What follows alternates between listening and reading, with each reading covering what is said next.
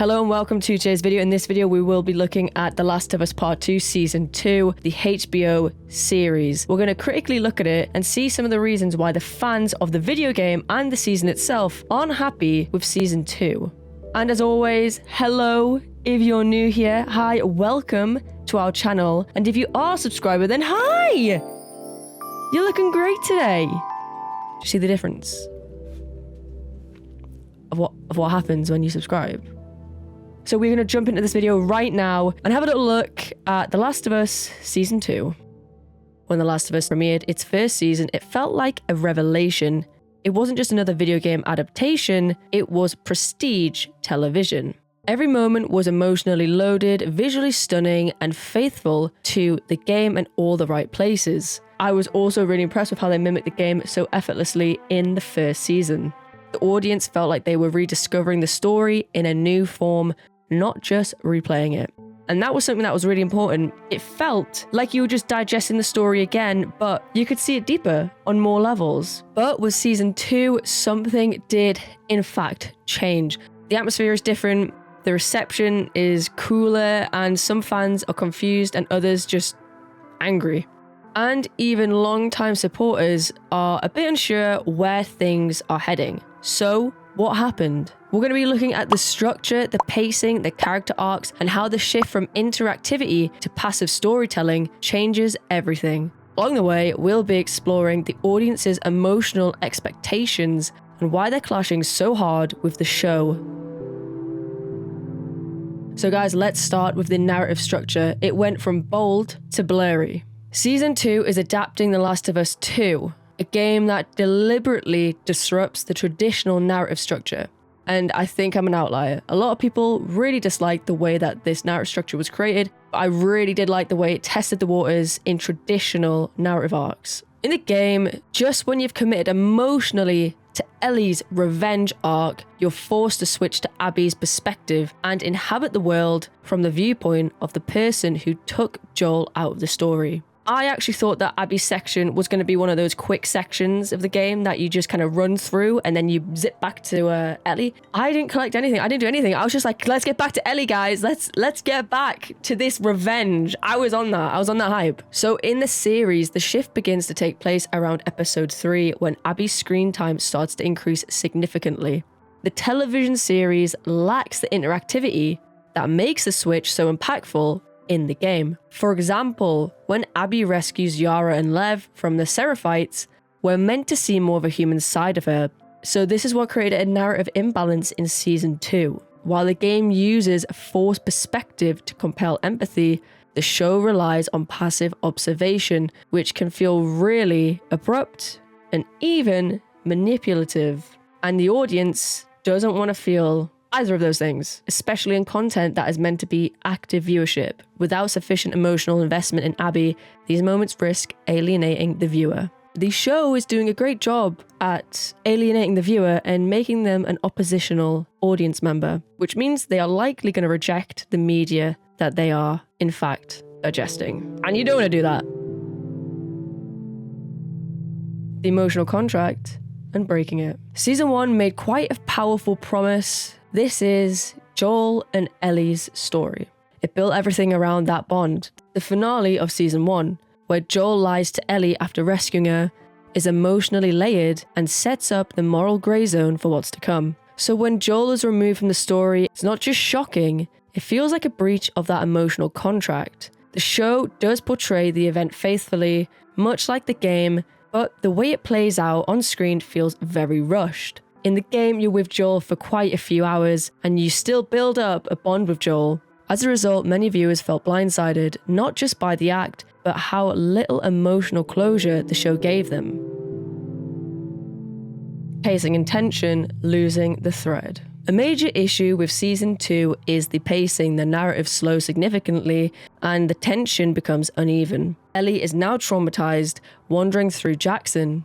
The scenes are beautifully shot, but the emotional tension doesn't evolve. We don't see Ellie struggling meaningfully with what has just happened. By contrast, the game, where even mundane tasks like visiting Joel's house or talking to Maria are loaded with subtext. In the game, you're doing those tasks and makes it more emotionally charged. In the show, long silences and static shots often are just there because they're there. But without the interactive tension, those moments risk becoming just a bit pointless. I didn't like the fact that they added a lot of random stuff with Ellie's character. They portrayed Ellie more sarcastic and a bit happy-go-lucky after what had just happened, when in the game, she is just seeing red. And even us as a gamer, we're like, yo, Ellie, chill. But in the season, it's just like, oh, she's so chill. She is just chilling out. Anyway, back to my point. The slower pace works when characters are emotionally exposed, but here, the internal shift remains unexplored. And that's just a reason why the whole Abby complex with Lev isn't breathed out enough in the season. In the game, yeah, we can kind of get to grips with it and we can kind of understand what's going on because we've played Abby for a long time. But in the season itself, we're just like, yo, I don't care what's going on right now. Yeah, we're just kind of like, what? Dude. Now, guys, let's get on to the biggest thing itself, the character of Ellie. Ellie, a fractured core. No part of this story suffers more from the show's tonal missteps than Ellie herself. In The Last of Us Part 2, Ellie's emotional spiral is meticulously built. You witness her expression, her guilt, her desperation, the need for control. She fractures completely. She experiences mental dissonance, becoming increasingly impulsive and emotionally volatile. The trauma makes her an unstable force. Not something that we're scared of, but something that we sympathize with. The show tries to mirror this slightly in episode 4, where Ellie lashes out at Dina and isolates herself, but it's missing the build-up. In the game, you live through Ellie's desperation, her flashbacks, her hypervigilance. In the show, she's kind of angry and broken, but she's still really jokey and lighthearted. There's no level of anger coming through at all, and that was something that the game did so well. Showed us her level of anger and made us stand back and evaluate things more. A key example is the barn flashback in episode 6 where Ellie recalls a tender moment with Joel. It's a really powerful scene, but it does come a bit too late in the season itself. By the time we see her in a pain, many viewers have already disconnected from her emotionally. Ellie's instability should be tragic, not alienated. But without access to her inner world, the audience begins to feel like an outsider to her pain. And once the protagonist becomes emotionally unreadable, engagement suffers. Audience disconnection and the fandom divide. Much of the audience backlash stems from the emotional expectations built during season 1. Expectations aren't met or are being deliberately subverted without enough narrative support. The shift felt like it was asking viewers to emotionally invest in people they just didn't care about yet. This isn't new. The game's fandom was also split, but the show magnifies the problem. Television fandoms are more reactive and more vocal. Online echo chambers intensify the emotional polarity. What could be a bold creative risk becomes a fuel for tribalism. Some viewers want the revenge arc, and others want the emotional introspection. Season 2 tries to split the difference and ends up pleasing neither fully. Ellie's choices are erratic, and without access to her inner turmoil, those choices feel like a narrative device rather than emotional truths. Television isn't a game, and that matters significantly. This all points back to the core truth. TV isn't a game. You can't replicate emotional immersion through visuals alone. In the game, there's an intense moment between Ellie and Nora. We all know the one. You have to press the button. You can't skip it. You have to sit with that discomfort, and it becomes you. This is the game's narrative power. But in episode 5 of the show, that scene plays out without the interactivity. Ellie's decision is brutal, but we just watch it. It wasn't us making that decision, and we weren't forced into it. There's no complicity, no discomfort, just detachment. This medium shift exposes a structural problem. What works in games doesn't always translate to the screen. The show stays loyal to the game's events, but not always the emotional logic behind them. The moral dissonance feels more like confusion than complexity. Now, another problem with the show itself is the casting. There has been absolute backlash for this casting. We're going to have a little look at this right now. The casting backlash surrounding The Last of Us 2 has become a significant point of controversy, particularly on social media, and it's closely tied to audience expectations, character attachments from the game, and the shifting dynamics of representation in television. One of the most prominent backlashes was Abby's casting. In The Last of Us Part 2, the video game, Abby is physically strong and an imposing character whose design is intentionally challenging the conventional female body standards. In the game, she's muscular, man. She's out there. It's a symbol of the vengeance-driven, trauma-hardened person she has become. However, the casting of Kaitlyn Dever has a very different physical stature to Abby herself. This casting choice sparked immediate criticism. People thought it undermined the thematic impact of Abby's physical strength in the game. It also feels like a departure from the game's identity, because, man, Abby was ripped.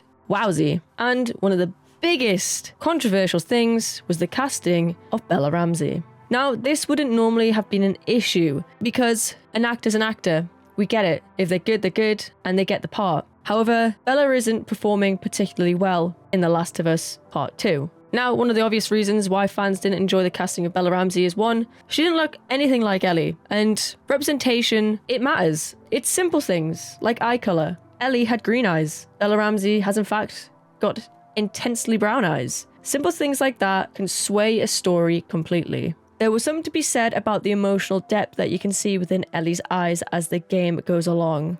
Although Bella has got an insane resume for acting, this may have not been the ideal role for her. A lot of people think that the casting was an absolute mishap, and I for one think that they did good on some roles, however others did lack good representation.